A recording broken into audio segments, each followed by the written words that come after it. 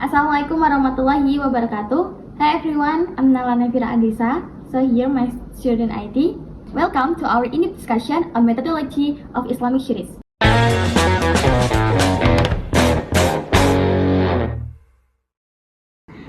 Etymologically, the word religion implies a steadfast life path.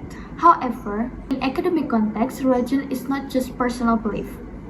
Is it a structured government faith, ritual of worship, and the principle of human interaction? The scholar Mukti Alim notes that religion is difficult to define because it is deeply personal, emotional, and subjective. But through MSI, we learn to view Islam as a systematic object of study. In this framework, Islamic education serves as an instrument for social engineering. Is it not merely a transfer of knowledge, but an effort to build character, promote equality, and help society adapt to the change of era, from this traditional era to the globalization era? Moving to the core of the teachings, Islam is known as Kafah, or comprehensive religion. There are three primarily inseparable dimensions. First is Aqidah. This is the basic foundation of Islam.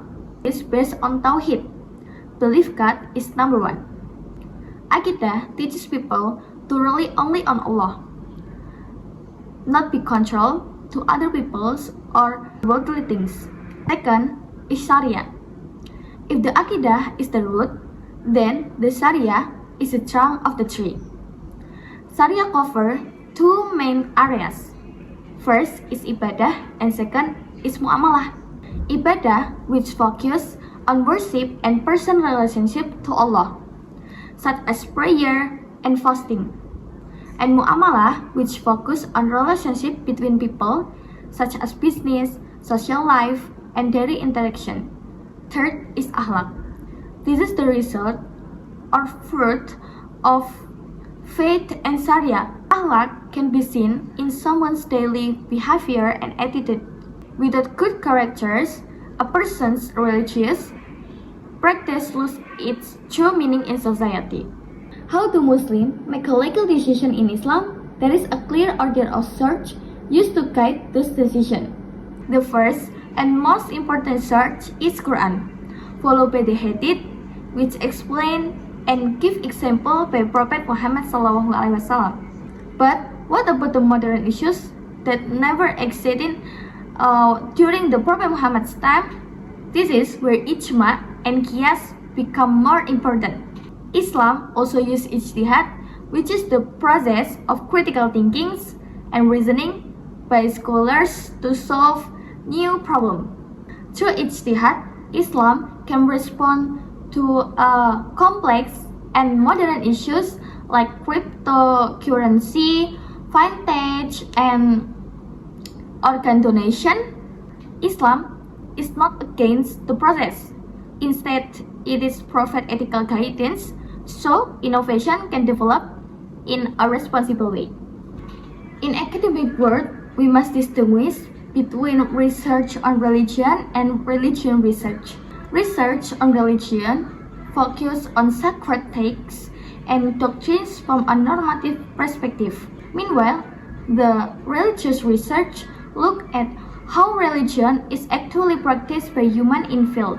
Researchers use various models such as sociological, anthropological, and phenomenological. The sociological approach views religion as a social system. The anthropological system views ritual as a culture. The phenomenological approach seeks to understand the meaning of religion from perspective of the believers themselves. Today, Muslims face many challenges in the modern world. Different ways of thinking have developed, from fundamentalist groups who interpret religion more literally to inclusive modernist groups who are more open to dialogue, diversity, and universal human values. One important idea is Islamization of science, which tries to connect modern science with spiritual and ethical values. In this view, the universe is considered as ayatullah that should be explored through knowledge and reason while still guided by faith. Islam also encourages people to practice wasatiyah or moderation, avoiding extreme attitudes and choosing a balanced path in life. In conclusion, the methodology of Islamic studies teaches us that Islam is a dynamic, rational religion and a mercy to all world. With a holistic understanding, we become not only ritually devout, but also humans who contribute meaningfully to civilization. Okay, that's all from me, and thank you for watching my video. See you in the next discussion. Wassalamualaikum warahmatullahi wabarakatuh. Bye-bye.